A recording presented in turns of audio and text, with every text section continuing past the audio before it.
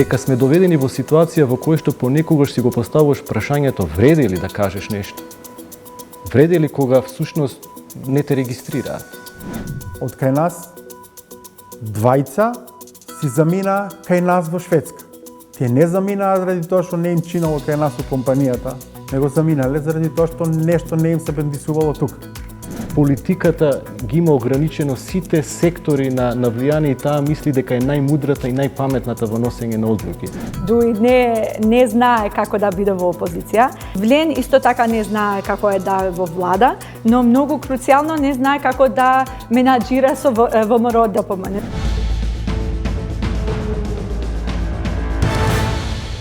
Следите трилинка во продолжение.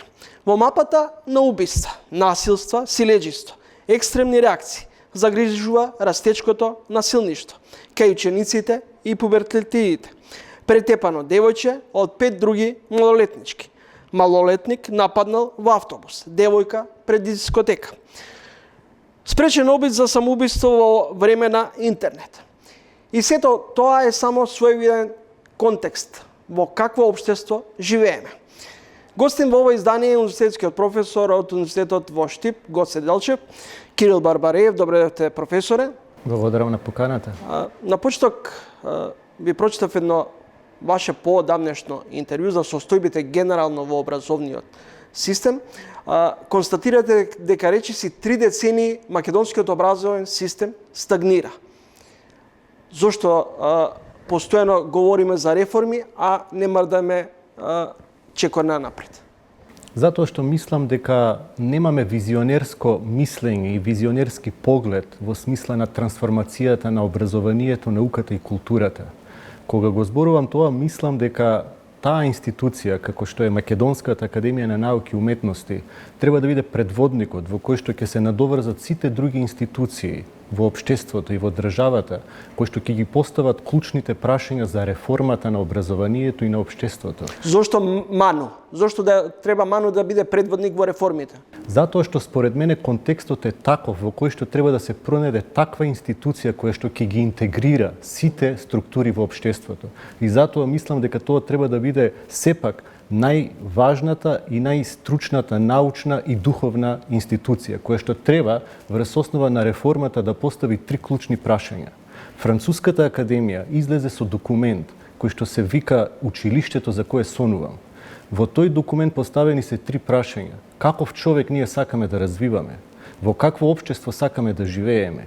И кои ќе бидат нашите вредности кои што ќе не повлечат напред и што е она што треба да го оставиме позади нас. Затоа таа институција треба да даде еден холистички пристап на трансформацијата на воспитно-образовниот систем. Не само како контекст на она што представува материјал или контекст на пренесување на знаење, туку во еден многу поширок социокултурен контекст кој што треба да ги интегрира општествените, хуманистичките, природните и медицинските науки, за да можеме да се трансформираме и да можеме да се погледнеме, да се визионираме што е тоа што ние сакаме како македонско општество да го имаме за 20 или 30 години од денес. Може ли тука да констатирам дека образовна стратегија лесно се пишува, а тешко се спроведува? Мислам да. Клучниот проблем е овде што законот или стратегијата има многу слаба операционализација во праксата и тоа е еден од клучните моменти, заради тоа што понатака настануваат проблемите кога и во стручната јавност се уште нема издиференцирани јасни ставови за одредени прашања како да се трансформираат одредени предизвици или проблеми кои што ги имаме во општеството и во образовниот систем. Зошто имаме нефункционално образование или обратно да ја свртам тезата дека имаме неписмени млади ученици? Видете, тоа е сложено прашање. Мислам дека постои во еден подолг временски период ние се наоѓаме во една раскрсница помеѓу стариот концепт на образование и силната доминација на образовни политики од глобализацијата која што се наметнува. И ние во таа раскрсница се уште се бараме, не можејќи да излеземе од старите собствени образци на однесување и да создадеме еден модел кој што ќе не повлече напред. И тука треба всушност државата во концепирањето на реформите, во концепирањето на промените на парадигмата на образование треба да ги најде најкапацитативните, најквалитетните луѓе од повеќе области кои што всушност ќе ја дадат визијата за она кое што треба да биде. И тие прашања понатака се одразуваат на она кое што представува предучилишно, основно, средно или високо образование. Меѓутоа денеска е многу дискутабилно што значи квалитет. Веројатно, кај нас. Кај нас се релативизира, меѓутоа во светот се уште постојат јасни дефинирани критериуми за тоа што всушност представува наставно-научен развој. Вие во општество кога ќе релативизирате вистината, кога ќе создадете структура во која што може и без критериуми или се релативизираат критериумите, тогаш создавате општество во кое што нема разлика. Таму каде што нема разлика, нема тежина. Еден од клучните моменти е всушност како ќе се стандардизира концептот на воспитание и образование. Тоа е многу важна тема за да можеме да создадеме момент во кој што младите ќе препознаваат дека овде се почитува вредноста, дека овде се почитува трудот, а не некакви релативизирани можности дека секој се може, дека секој секаде може да стигне и така натаму. Дали тоа имаме изместени вредности? Апсолутно. Ние не направивме еден пресврт после 90-тите години, напуштајќи го тоа уредување и влегувајќи во еден сосема нов концепт на општество и на држава. Ние не направивме една анализа што е тоа што можевме добро да го преземеме од минатото и искуството на овој систем, а што е тоа што треба да го отфрлиме. Токму тука се наоѓа всушност моментот на кој што општествените и хуманистичките науки и другите научни дисциплини треба да го параметрираат македонското општество во еден сосема поинаков концепт на 21 век во кој што посакуваме да живееме многу поквалитетен живот. Дали не ги следиме глобалните текови, трендови што ни се случуваат? Па, мислам дека ние можеби ги следиме. Ние немаме проблем со објаснување и дефинирање на препознавање каква иднина сакаме. Ние имаме проблем кога ќе влеземе внатре да го постигнеме консензусот. Во одредени неформални кругови ние се разбираме, се договараме, но кога ќе направите формална група да седнете да работите, да се обидеме да промениме нешто заедничко, да најдеме како стручна, како општа јавност, како политика, концепт за промена, тоа тешко оди. Гледаме дека тешко оди во повеќе области, а тоа е заради тоа што многу брзо забораваме. Ние ги забораваме заклучоците од претходниот состанок или заклучоците од претходната стратегија и немаме континуитет. Ние сме општество на дисконтинуитет и затоа настануваат такви промени. Образованието подлежи на три клучни моменти кои што треба да го разбереме сите во општеството, особено оние кои што ги креираат образовните политики. Тоа бара прво стабилност, бара постојано финансирање, одржување и избогатување на средината и трето бара континуитет. Ако ги анализирате тие три елементи, ќе видите многу моменти во кои што одредени процеси започнати, стопирани, стартувани на ново. Тие процеси зборуваат за нашата култура на споделена одговорност, генерално на сите во општеството. Професоре, зошто бегаме од решавање на проблемите и зошто она што и вие велите, немаме некаков континуитет во одредена област? Еве, една гарнитура ќе започне одредени реформи во образованието, па ќе дојде нова гарнитура, дури и тоа што било добро, ќе го поништи, па почнува и ово наново што се вели. Чумовски, можеби се уште немаме капацитативност да ја разбереме свесноста. Што значи воспитание и образование? Колку тоа се одразува на се во општеството и во државата? Ние реагираме на одредени процеси во општеството кога ќе дојдат во некаква екстремна ситуација или кога ќе се случат или кога веќе се случила некаква катастрофа. И тогаш започнува некаква еуфорија за дискусија на таа тема и понатака целото тоа заминува во депресија. Немајки таква култура на споделена одговорност во кој што институциите денески ги преземаат одговорностите и ќе бидат многу поактивни во превентирањето на одредени процеси, ние заглавуваме во начинот на решавање на ситуации. И кога некој зборува немаме систем, тоа всушност кажува дека институциите не функционираат како систем. Тие функционираат како збир на луѓе кои што внатре се борат да ги решаваат комплексностите и да ја одржуваат контролата на одредена ситуација или на некаков проблем. И доминантно во институциите ќе видите дека многу ентузијасти, Голем дел од институциите се држат на ентузијазмот и волјата на луѓето затоа што се свесни што значат таквите институции. Но генерално кога ќе ја направиме сликата за тоа како функционираме како систем, ние тука всушност потфрламе. Следите тренинг гостин во емисијата Кирил Барбареев, универзитетски професор. Професоре, од каде овој налет на агресија кај младите? Бунтовност со и без причина понекогаш. Па, јас не мислам дека е тоа налет. Не мислам дека тоа некаков ненадеен налет или некаков момент на криза. Туку станува збор за еден симптом на една многу длабока, сериозна, суштинска, општествена и воспитна криза која што се гради подолго време, со децении. Од каде е изворот на ова своевидно насилништво и агресивност кај младите? Мислам дека средината станува антивоспитна. Средината не е стимулативна за децата и за младите луѓе, а не е стимулативна затоа што предолг временски период општеството е во криза од аспект на лоши околности во кои што сите растеме, се развиваме и живееме. Ние живееме во период во кој што постои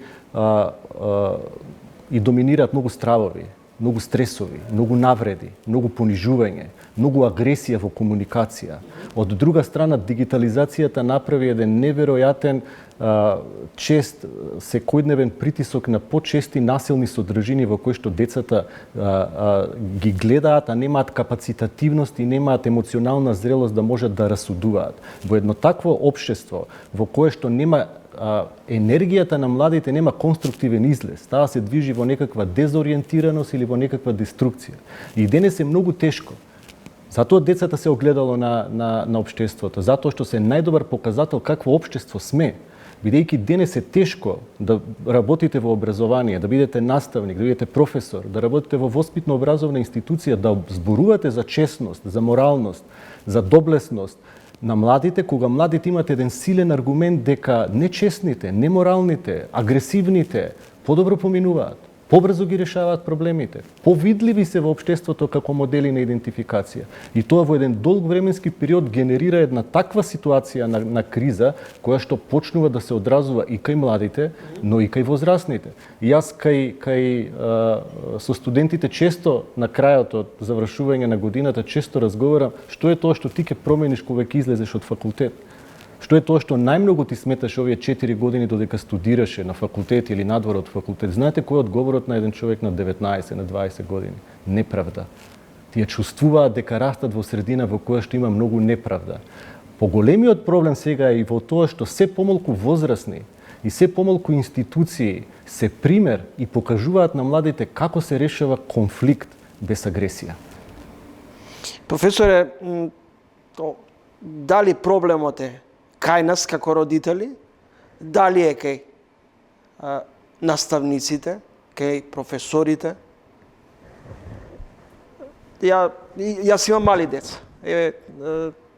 Многу често слушам, децата се многу агресивни, многу се немирни. Посветете им повеќе внимание на дома на своите деца. Имајќи во предвид дека сите ние во текот на неделата работиме, веројатно понекогаш и недоволно им обрнуваме внимание. Но прашањето ми, дали училиштето е наставно или наставно воспитна институција? Видете, училиштето не е seможно, но може многу. Тоа е и воспитна, и образовна, и наставна. Тоа е институција во која што треба да биде најубавото место и најважната институција во селото, во градот, во државата. Што е тоа што се случува? Мислам дека треба да внимаваме кога ги осудуваме родителите. Забележувам во јавноста се почесто се зборува за домашното воспитание. И тоа е точно, тоа држи вода многу. Но не треба да забораваме дека и родителите се дел од ова општество. И родителите поминале низ едно воспитание и образование на истото општество, на еден воспитно-образовен систем.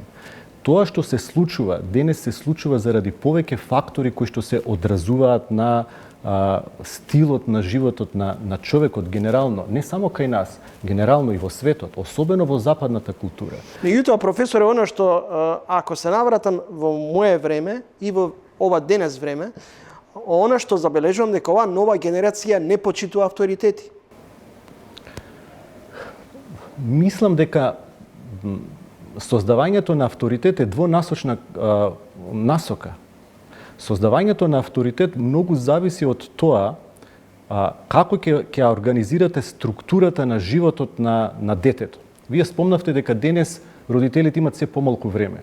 Родителите пред 40 години имаат помалку време. Тогаш некои од генерациите работеа и прва, и втора, и трета смена, и после тоа пак втора, прва смена. Времето, всушност, некој проценил во минатото, создал такви средини во кои што државата и општеството сватиле дека воспитувањето не е само приватна грижа, туку е институционална и општествена грижа. Ако направите една анализа на тоа каков концепт на воспитание и образование сме имале ние пред 40, 50, 60, 70 години, некој сватил дека времето после училиште некој треба да го организира. И реформите кои што ги правеле во поранешниот систем сватиле дека треба да создадат образовни политики за воспитание и образование во јавниот простор. И ако ги видите пионерските домови, домот на млади, домот на култура, балетските секции, спортските клубови, извидници и уште еден ракетни моделари и така натаму и така, ќе видите дека времето на младите некој го организира и контролира после училиште, кое што е огромно додека да се врати родителот или додека да се врати детето и да учи дома. Тие политики всушност биле важни за да може да го креират етичкиот лик на младиот човек во општеството. Тоа е општествена еманципација. И никој не се прашува како во 60-тите, 70-тите години на минатиот век, од истиот овој простор, од една средина која што до 45-та година била таква каква што била, се создале генерации, музички групи, кои што можеле да се мерат со сите во светот. Затоа што некој го дал гласот на младите да биде видлив. Затоа што општеството креирало такви политики во кои што креира движење на младите, ја креира и акумулира енергијата и знаењето од повеќе сектори и ги насочува нивните потенцијали. Ние денес ги напуштивме тие модели. Ние денес се е оставено на родителот за да може да дојде до подобро решение на своето дете. Тој индивидуализиран свет кој што има вредност, кој што дефинитивно ти го ослободува твојот потенцијал, создави една друга негативна страна. А тоа е поголема себичност, намалена емпатија и така натаму. И затоа општествата кои што се борат со овие теми, кои што имат повеќе искуства, создаваат такви поглобални холистички пристапи за тоа што е воспитно-образовен систем за реагирање на профилот на младите луѓе. Значи, како детето ќе влезе во реформата до 6-та година? Тоа треба да знаат креаторите на политики. Како ќе влезе детето до 14-та година, до 18-та година? Што е со нивните родители? Родители од различни средини, родители кои што имат екзистенцијални проблеми, родители кои што имат проблеми од секаков карактер. И ако направите една споредба, истите родители, ние сега често имаме миграција. Еве да ги прашаме истите родители, кога одат во некаков образовен систем во некоја земја од Европска унија, имат ли таков однос за поправање на оцени, за пуштање на детето да вози со возило без дозвола и така натаму? Како тоа веднаш се параметрираме ние во таа структура? Затоа што младиот човек има потреба од структура. Таа структура мора некој да ја организира. Процесот на воспитување, ако побарате дефиниција што е воспитување, воспитување значи смислена, намерна, организирана дејност на воспитувачот кон воспитаникот. Значи постигнување на некаква цел. Затоа тоа бара една поинаква филозофија на разбирањето на тоа што е воспитување. Ние, за жал, за воспитувањето имаме еден патриархален концепт на разбирање што е тоа воспитување, иако забораваме дека зборот воспитание во старословенскиот јазик има една неверојатно убава дефиниција. Тоа значи да се нахраниш. Да се нахраниш со мисли, онаков сум, со какви мисли се хранам. Дали насилствата несвесно се дел од негрижата или недоволното внимание кој им го посветуваме на младите? Па тука мислам дека ова е многу одлично прашање. Што значи несвесна грижа? Некогаш родителот несвесно ја изразува родителската одговорност или љубов. Кога не знаејќи што е тоа ризично за детето му дозволува да направи нешто кое што детето понатака може да има некакви последици. Еве, погледнете го примерот кој што во изминатите периоди се споменуваше во јавноста за дете кое што вози автомобил со дозвола на родителот, а нема право да вози. Тоа е одличен пример. Всушност тоа не е само сообраќаен прекршок. Тоа е момент каде што возрастниот му дава порака на младиот човек: ти можеш. Иако законот вели не можеш, иако правилата велат не можеш, ти можеш да возиш, јас ти кажувам. Која е таа слобода што си ја зима возрастниот? И вие ако анализирате такви концепти на ситуации во различни контексти, во различни дејности, ќе видите многу примери. Од каде доаѓа тоа? Тоа доаѓа токму од релативизација на вредностите. Значи, станува збор за размислување и за разбирање на тоа како еден млад човек разбира дека нема граници, дека нема последици, дека се може, дека се поминува. Тоа е тоа за кое што зборуваме: нема критериуми, нема стандарди, нема одговорност. Професоре, менталното здравје и дигиталната безбедност се обврска на секое одговорно општество.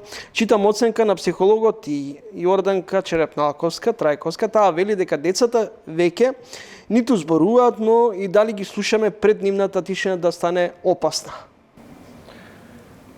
Да, мислам многу убаво објаснување од страна на психологот Черепналковска. Тоа е загрижувачко. Мислам дека ние предоцна забележуваме.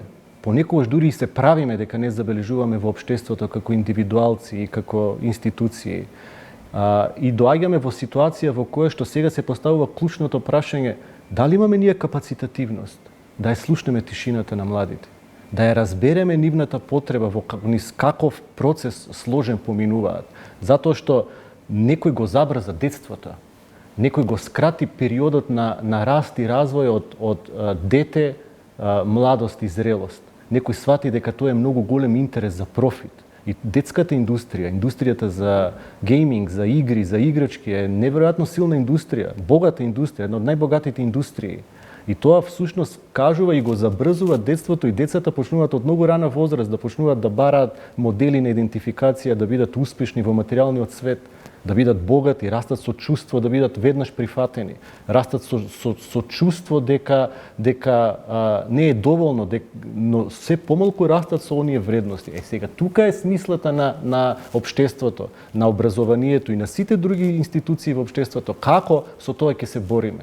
Тоа е борбата всушност денес во општествата кои што организираат и се фокусираат на силна инвестиција на училиште, на барање на нивното слободно време, на контрола на тоа што се случува, на контрола на забрана на дигитализација до 12-та, до 14-та година, затоа што гледат дека тоа создава многу немир.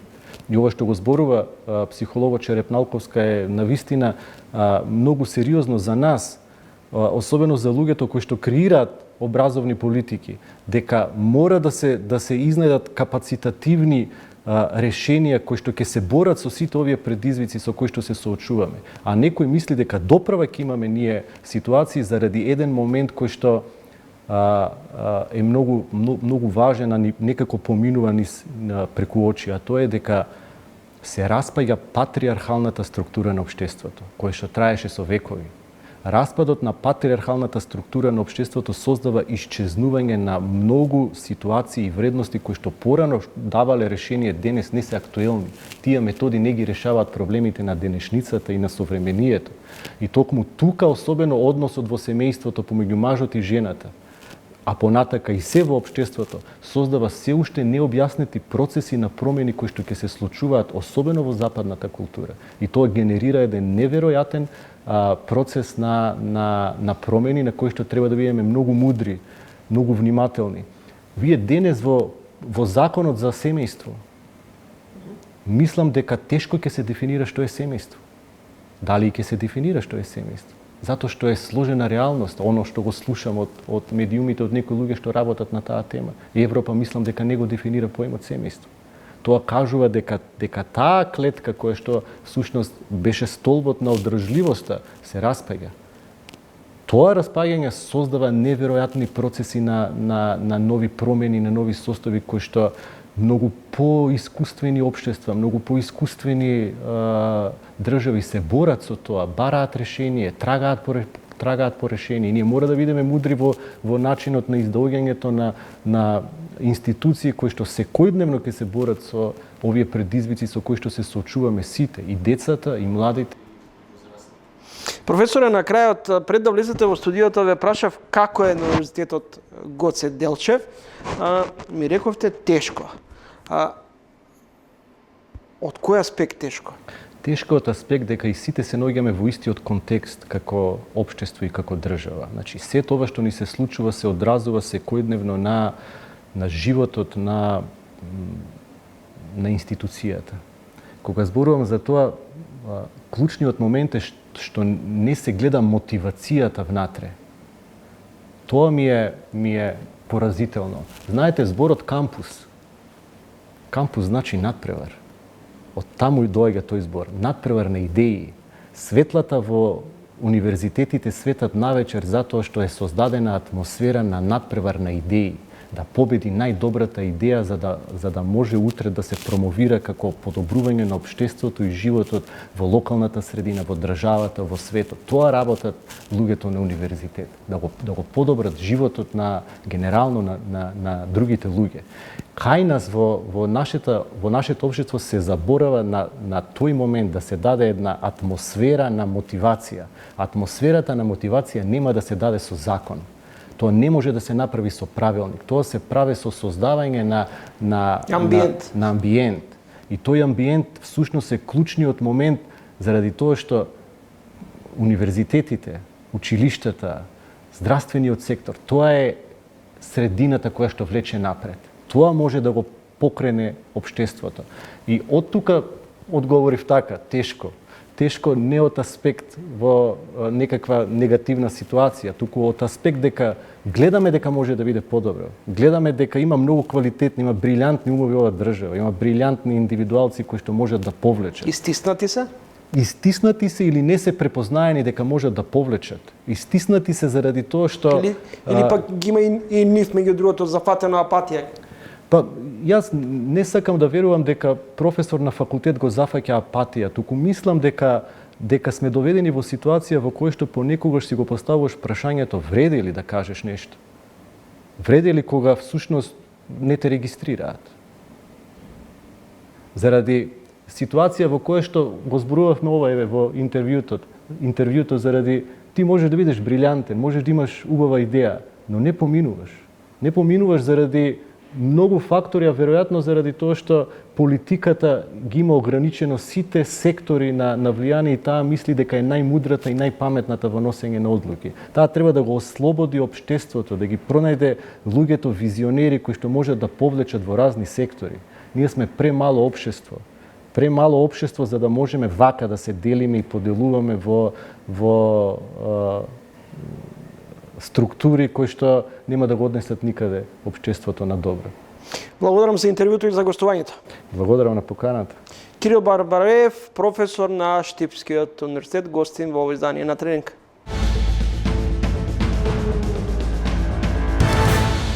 Например, одам и ќе ја пеам химната, албанската химна на албанската држава. Дали тоа значи дека не ја почитувам македонската? Според мене не.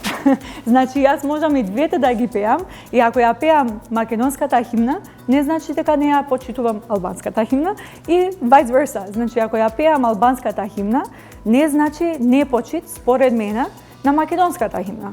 Тоа значи дека албанците во овој случај за оваа тема зашто се поврзува со јазикот и се поврзува со идентитетот, мислам дека се употребуваат баш овие начини на декларирање.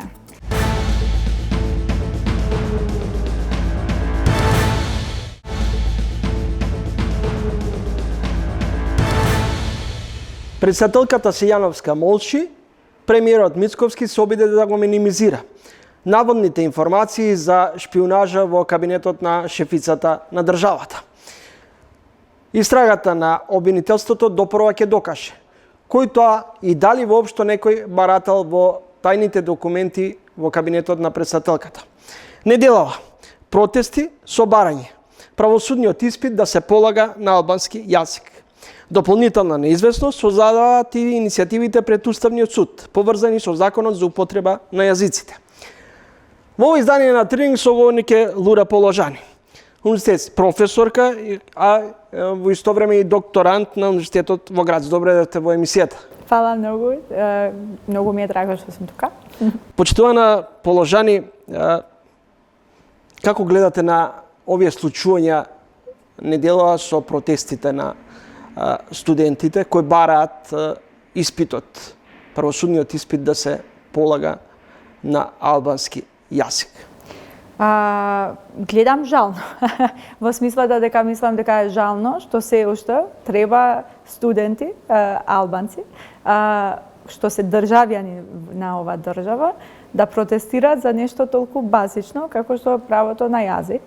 Јас знам дека оваа тема е секогаш контенциозна во Македонија, но мислам дека секогаш сум надевала дека доаѓаме во еден степен каде што можда сме ги преминувале овие теми и дека сме прифатиле дека сите сме дел од истото општество. И после доаѓаат вакви моменти каде ти е јасно дека се уште можда немаме такво разбирање за едниот и за другиот, на тоа дека сите сме државјани во ова земја и дека тоа значи неколку права, што би ни го олесниле животот без да го направат потежок животот за другите. Албанскиот јазик да се полага во сферата на правосудството, но што ќе се случи со судско истражните постапки ако не се користи добро и не се познава и применува македонскиот јазик во... Па кој вика дека нема да се применува? Дали да положиш на албански, нема после да работиш на македонски? Дали е тоа прашањето? Мислам, дали е тоа темата? Мислам дека не е. Во смислата еве, јас никој испит во факултет не сум приложила на македонски јазик, ама еве зборувам со вас на македонски јазик, сум работела на македонски јазик, иако сите испити на мојот живот сум ги дала на англиски јазик од гимназија па натаму. Мислам дека плюс тука мислам дека треба да се спомене и контекстот, зашто многу често се зима една работа како изолирано од другите и како сега овој испитот испадна, па зашто порано не сме зборувале за ова, И тука мислам дека многу важно да се зборува за еден контекст во кој ова влада прави една тензија со јазикот, го употребува тој како начин пак да ги буди овие посентиментални, емотивни теми со национализам, зашто државата има проблеми и тие проблеми многу често ВМРО ги крива со национализам и гледаме дека новото ВМРО го прави истото. И мислам дека овој контекст е многу важен, зашто ова не се случува во некоја изолација, па само оваа тема некако не чепка. Туку се гледа дека има некоја тенденција, фактична тенденција да се roll back, да се оде малце позади со правата на употребување на албанскиот јазик. Не е спорно веројатно спорно барањето на студентите се полага испитот на албански јазик и веројатно владината коалиција ќе постигне договор, бидејќи овие денови разговараат премиерот и Касами и Меджити во однос на опцијата и решението, но зошто не се почитуваат националните обележја од македонската химна, знамето, од страна на албанците? Како констатираме дека не се почитуваат? Последните протести што беа организирани. Ама пак, како се гледа дека не се почитуваат? Ако јас, например, одам и ќе ја пеам химната, албанската химна на албанската држава, дали тоа значи дека не ја почитувам македонската? Според мене не. Значи јас можам и двете да ги пеам и ако ја пеам македонската химна, не значи дека не ја почитувам албанската химна и vice versa. Значи ако ја пеам албанската химна, не значи не почит според мене на македонската химна. Тоа значи дека албанците во овој случај за оваа тема, зашто се поврзува со јазикот, и се поврзува со идентитетот, мислам дека се употребуваат баш овие начини на декларирање. Дали и ова има бој на национализам? Да, има. Ама секогаш треба да мислиме пак на контекстот, дека во овој случај се случува нешто од државата што е националистичко во еден начин и тие што протестираат исто така го употребуваат тој јазик, не јазик во spoken, значи во зборување, туку јазик на символи. Вие во една прилика оценивте дека Дуи не се снаоѓа баш најдобар како во улога на опозиција. А Влен дека е премногу слаба како дел од владината коалиција, имајќи во предвид дека ВМРО ДПМН и Мицковски е пресилен, има преголема подршка и дека во секој момент на Мицковски и на ВМРО ДПМН можат во било кое време да им се заблагодарат на Изет Меджити и на Касами. Се уште тврдам дека Дуи не знае како да биде во опозиција, не знае ни како да тера за темите, не знае и исто така не е удобна, сака да биде во опозиција и тоа го гледа како цел, како единствена цел понекогаш. И тоа за мене е проблем, зашто ти треба да имаш особено Дуи со толку многу гласови што има, може да биде многу ефективна опозиција заедно со СДСМ и тоа не го прави, не знае добро да го направи. Влен исто така не знае како е да во влада, но многу круцијално не знае како да менаџира со ВМРО ДПМН. Зашто во коалиција сите менаџираат едниот со другиот. Има една битка секогаш што се случува и во овој случај немаме толку многу битка во смислата дека ВМРО може да совладее со сите игри, зашто има бројки и знае дека нема потреба толку многу од Влен, има потреба во смислата на легитимација кај албанците, кај албанските гласови, но не толку во смисла на моќ, не се ризикува нивната моќ. Сега, кога зборуваме за ВМРО ДПМН, зошто е проблем ВМРО ДПМН да има толку власт или толку моќ, е дека не е реформирана.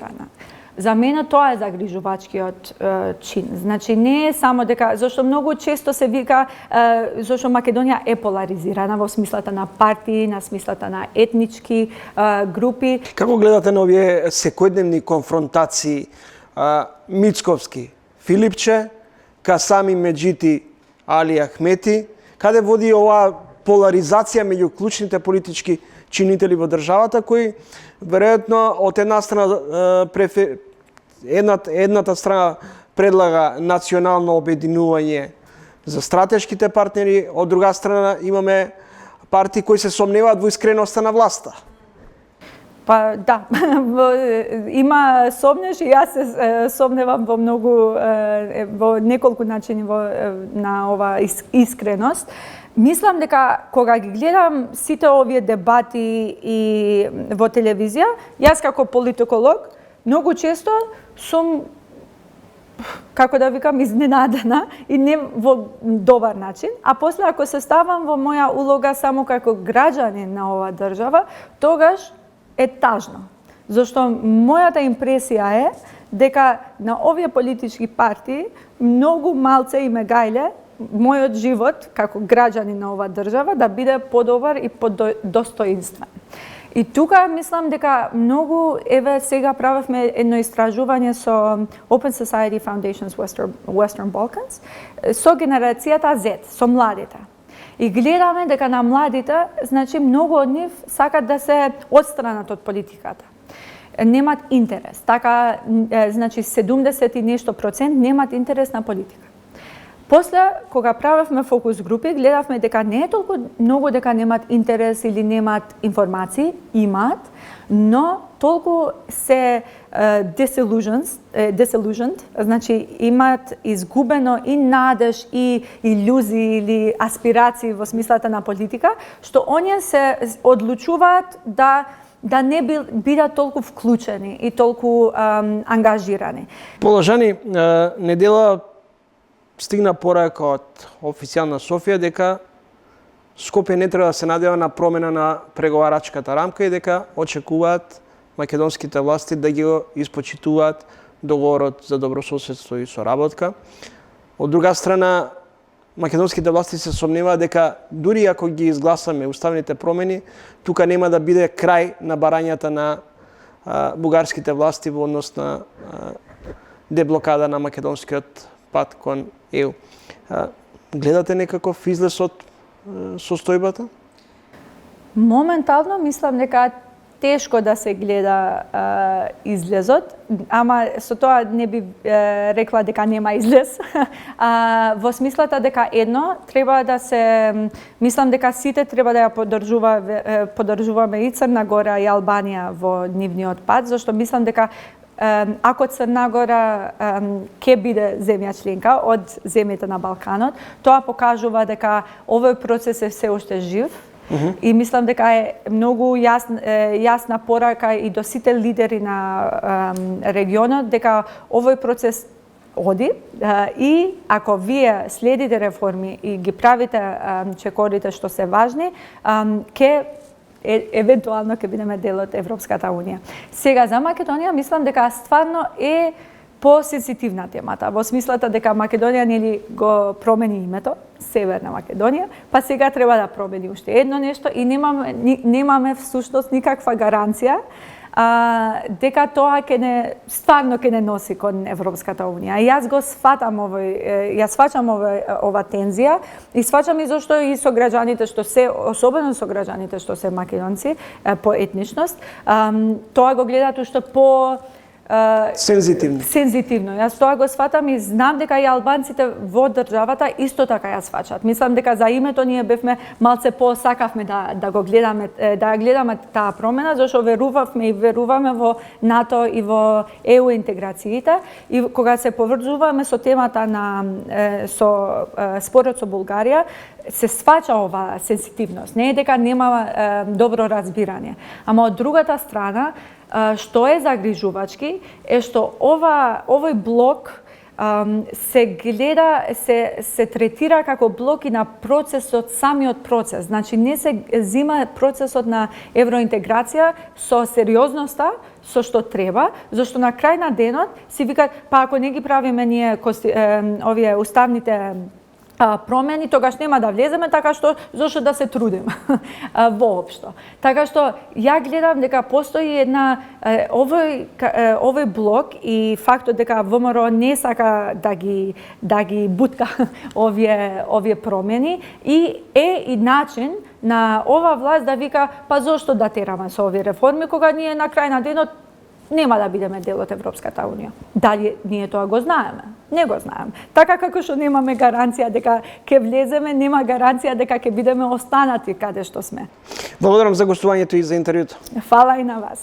Лура Положани, истражувач на универзитетот во Грац, гостинка во овој издание на Трилинг.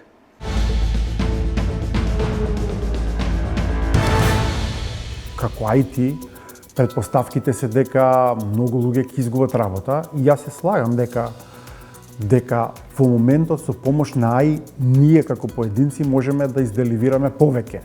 И тоа ние како фирма, например, го користиме. Оно што претходно било мануелна работа, доста мануелна работа, куцање на некој код што е општ или неспецифичен, сега АИ-то ни го дава како малтене како готово решение, со тоа што крајниот резултат и крајниот концепт и крајната идеја е се уште во човечки раце, во рацете во умот и рацете на инженерите.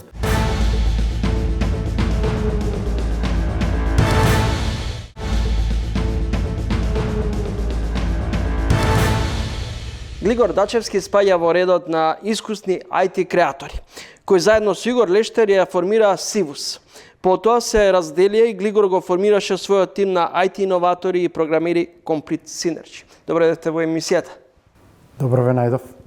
После подолг период се гледаме, јас се сеќавам дека последниот пат бев кај вас во компанијата и тогаш бевте ептен ентузијастички настроени, обкружен со млади информатичари, најголем дел.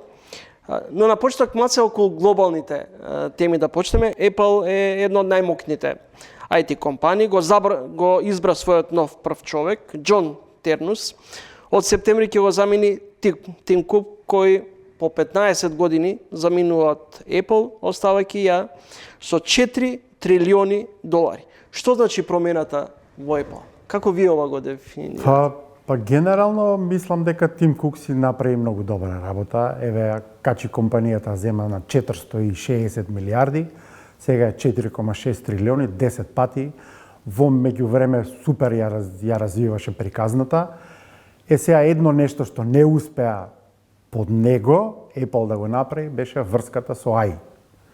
Џон Тернус, мислам дека награда за неговата добра работа во хардверскиот дел и воопшто во развојот на Apple го доби ова место од проста причина што он под негово раководство беа развивани сопствените процесори од M класата на Apple и мислам тоа беше најголемата придобивка за Apple да не зависи од Intel, плюс се осети во моментот кога го поставија тој првиот M1, ние сите видовме разлика онака драстична и сега тоа уште постои и разликата меѓу Apple процесорите и Intel процесорите секојдневно станува се поголема. Мислам, Intel успева да ги прати, ама ова си е некоја нивна приказна. И уште една добра работа Џон Тернус што направи е развојот на последниот, да речеме, Нео лаптоп. У принцип тоа е генерално, иако е лаптоп, правене со помош на мобилен процесор. Со A18 мобилниот процесор на Apple. Тоа значи релативно добри перформанси, многу мала потрошувачка, многу мала цена, мислам, во однос на другите Apple-ови лаптопи.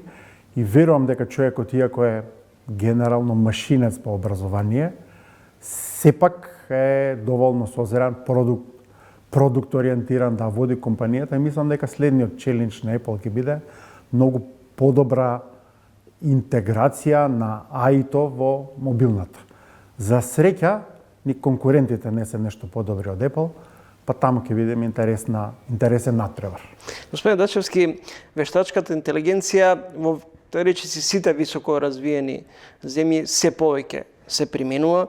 Што не очекува од налетот на вештачката интелигенција? Кои работни места ќе бидат загрозени? Ќе се отворат ли нови позиции? Па генерално има два погледа на продорот на вештачката интелигенција. Едниот е дека ќе биде катастрофа, луѓето нема ќе изгубат работа и така малце црни сценарија. Јас не го делам тоа мислење. Јас мислам како и секоја индустријска револуција што беше претходно машинската, да речеме, во почетоците на предминатиот век, да речеме, крајот. Или оваја што беше со компјутеризацијата генерално, автоматизацијата на фабриките, донесуваат бенефит за луѓето, така и AI револуцијата ќе донесе бенефит. Се разбира дека ќе се изгубат некои работни места, веќе има влијание на компании што претходно, да речеме, се занимавале со некаква автоматизација на дигитални процеси, сега тоа AI го презема многу брзо и многу едноставно и веќе тие на берзите ја губат нивната вредност. Од друга страна, ние како например, како IT, предпоставките се дека многу луѓе ќе изгубат работа и јас се слагам дека во моментот со помош на AI ние како поединци можеме да изделивираме повеќе. И тоа ние како фирма, например, го користиме. Оно што претходно било мануелна работа, доста мануелна работа, куцање на некој код што е општ или неспецифичен, сега AI-то не го дава како малте како готово решение, со тоа што крајниот резултат и крајниот концепт и крајната идеја е се уште во човечки раце, во рацете во умот и рацете на инженерите. Така да верувам дека ќе се ослободи и можеби и повеќе слободно време за луѓето. Ако можеме да свесни сме историски дека сабота не беше слободен ден пред 200 години, со индустријската револуција, посебно кога Форд ја направи лентата, мислам, кога почна автомобилите да ги произведува на лента, како во фабрика се установи дека треба уште еден ден, ако ништо друго, за да се трошат парите што се заработуваат, пошто иначе од што ќе живеат фабриките. Така да ова мислам дека е тој нареден чекор, дека ќе се отворат нови работни места, за луѓе кои ќе знаат како ќе можат да завршат работа со помош на АИ. Дали е потребно што побрзо прилагодување на новите светски технолошки трендови, за да се биде во чекор со... Секако, мислам, понудата, сепак Македонија е мала земја, мал пазар, ние, или барем јас, од секој што сум го гледал и така сум се стремел, пазарот мој да биде надвор. Конкуренцијата е голема во секој поглед. Тие веќе ние на наши клиенти имаме имплементирано АИ решенија. Со тие АИ решенија, тие исти клиенти стануваат поконкурентни на нивните пазари. Ако сакаат македонските клиенти да се борат на тие европски пазари, секако дека ќе треба да имплементираат АИ. Кога сме веќе на домашниот, на македонскиот пазар, светот зборува за вештачка интелигенција, а ние се уште се гордееме што еве сме на крајот од дигитализација, процесот на дигитализација. Па добро сега, тоа е вака. Проблемот со дигитализацијата беше дека во минатите години имаше голем застој. Верувам дека во последните 2 години прогресот е поголем заради тоа што свесен сум, а и во секојдневното работење излегуваат повеќе и повеќе сервиси што се врзани со дигитална, да речеме, со дигитализацијата, со дигитални решенија на генерално на владино ниво, во државните институции ги има и дури и, да речеме, еве, доста од приватни компании денеска имаат завршено дигитализација. Како сме ние адаптирани на новите предизвици? Па добро, тој што е завршениот дигитален дел до сега, мислам дека е окей, дека треба уште да се работи, треба повеќе да се дигитализира. Сега згодно е ако у целата таа дигитализација почнат да воведуваат и АИ сегменти. Еве, например, вчера имаше објавено на конференција за сметководство 3 агенти што релативно брзо им ја завршуваат на сметководителите работата. Дали македонскиот пазар на работна сила и натаму ќе биде трудоинтензивен? Кој и како може да се преквалификува за новите звања? Па секако дека вака, тоа зависи многу од луѓето. Ние како IT, бидејќи предничиме во таа работа, секако дека се осврнуваме у тоа и, например, тоа го решаваме со интерни обуки, со некои заеднички стратегии. Има таму, а и тоа колку што е добро, има и предизвици. Например, околу security има предизвици, околу собственост, интелектуална собственост има предизвици. Ама сега во моментот се формираат тие ставови, можеби официјални ставови на компаниите како ќе постапуваат натака со АИТО. И у тој контекст за она, да речеме, шалтање или префрлање, секако дека луѓето треба да се приспособат на тоа и дека треба да научат да работат со новите алатки. Исто како што беше со старите. Еве, например, може да се замислите на времето, еве, јас памтам дека оние секретарки на времето, уствари дактилографки, што знаеа да работат компјутер, беа и поценети и поплатени. Така ќе биде и сега. Тие што ќе знаат да користат тај, ако ништо друго ќе деливираат повеќе и за тоа ќе бидат поплатени. Дали денес добро платените македонски информатичари и натаму гледаат дека подобра и перспективата надвор отколку дома? Па се заминуваат. Не знам, генерално, еве можам да ви кажам кај нас. Од кај нас двајца си замина кај нас во Шведска. Тие не заминаа заради тоа што не им чинало кај нас у компанијата, него заминале заради тоа што нешто не им се бендисувало тука. Ама меѓувреме се врати еден човек од Шведска, од нашата компанија, во Скопје кај нас во канцеларија, заради тоа што сметал дека тука подобро ќе ги одгледа децата, дека например му фали македонското парче земја. Генерално, мислам дека искусните и тие што се доволно способни заработуваат доволно за добар живот тука. Сега, дали другите компоненти им се бендисуваат или не, тоа е веќе лична определба. Како да се намали одливот на мозоци? Со целокупниот некој раст на сервисите, услугите, например, здравство, школство, тоа мислам дека највише им смета на овие што се способни тука добро да живеат, а заминуваат без, да речеме, не од екзистенцијални потреби. Глигор Дачевски, IT доајен, еден од основачите на Сивус, денес своја компанија, основач, директор. Видите, мојот тим е инспиративен и амбициозен. Како им се одолжувате на своите вработени?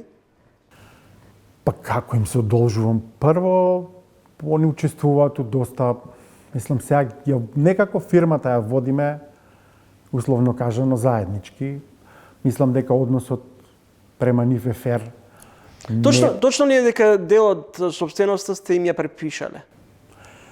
Па да, у принцип точно е, вака сега, нели историски како што се развивале работите, во еден одреден момент, еве да речеме, кога го напустив Сивус и отворив своја компанија, таа беше партнерска, работевме на холандскиот пазар. После тоа, да речеме, го отворивме Спортипал, таму веќе таму имаше, например, исто имаше бенефит за вработените, кога при продажбите, по големите продажби, они добиваа процент од самата продажба. Не беше многу висок, ама сепак како специфика некоја посебно. Тоа беше на страна од сите приходи што ги има.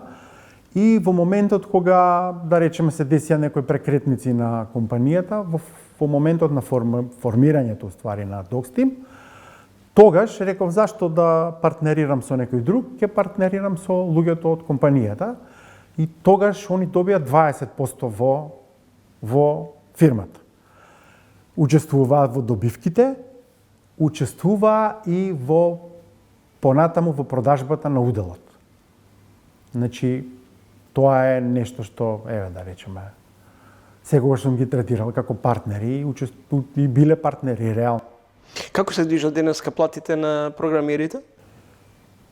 Па се движат, мислам дека се уште се добри, иако морам да кажам дека можеби гледам две причини за стагнирање малце на бизнисот генерално. Кои се причините за стагнацијата? Па мислам дека во минатиот период имаше заситување од неквалитетен кадар и незавршување на големи и скапи проекти, тоа е едната работа. И втората работа е дефинитивно АИТО, кое од една страна ни овозможува да деливираме повеќе, ама од друга страна ја намалува потребата за луѓе што не се толку квалитетни. Па верувам дека во овој период, бидејќи у претходниот имаше наплив и на квалитет и на не толку квалитет, дека сега тоа ќе биде малце прочистено, иначе се уште како сектор платите ни се најголеми меѓу најголемите во Македонија. Кој е рецептот за водење на успешен бизнис? Па не знам, валјда некоја искреност, отвореност, пренесување на знаење, примање на совети од вработените, водење на компанијата во насока да не биде тоа микроменеджмент, него секој да си ја преземе одговорноста за тоа што го работи и се разбира на крај учество во успехот. Најчесто сте или најмногу се фокусирате надвор, односно сте ориентирани кон надворешниот пазар. Дали тоа е некаков индикатор дека македонскиот пазар е мал за вас? Па генерално јас, најискрено пред да го формирам Сивус, неколку години работев во друга индустрија заради тоа што пазарот скоро и да не постоеше. И од тогаш бев фокусиран. Првично излезот на тој, да речеме, на западниот пазар, ми беше повеќе како челендж дека еве и ние знаеме и можеме да се надпреваруваме со светската конкуренција, која и да е. И тоа, да речеме, успешно го работевме и за тоа имаме признанија и во проектите што ги зимаме и официјални признанија со победи на надпревари, прогласување за имаме 2-3 позиции кај што сме прогласени за најдобри во светот во продуктите што сме ги развивале. Тоа е, а тоа и продолжува и сега, у однос на тоа дека на запад, клиентите што ги зимаме генерално носат посложени и почеленџинг продукти што треба да се развиваат и тоа е за нас е интерес, а тоа е едната работа и втората работа е секако добро сме платени од таму.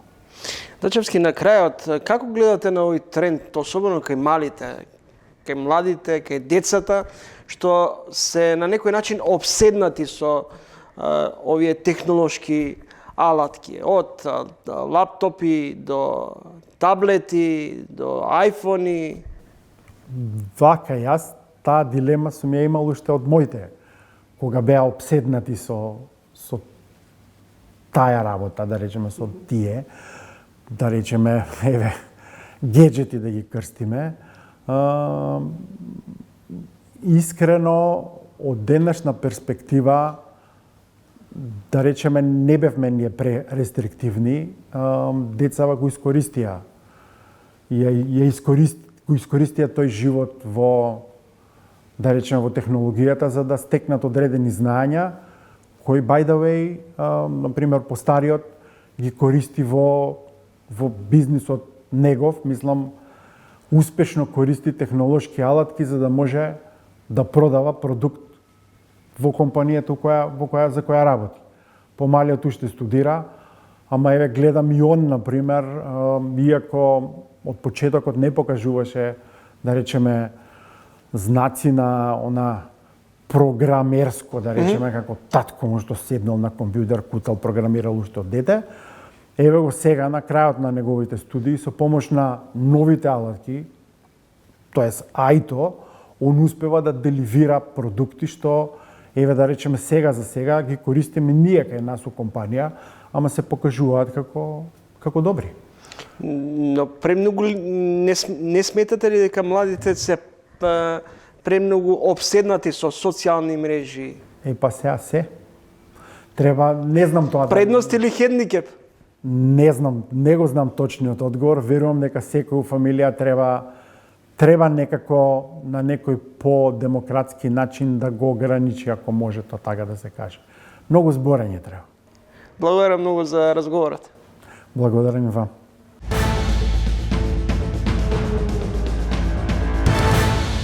Тука завршуваме, следевте уште едно издание на ТВ магазинот Трелинг. Довидување до идниот петок во исто време.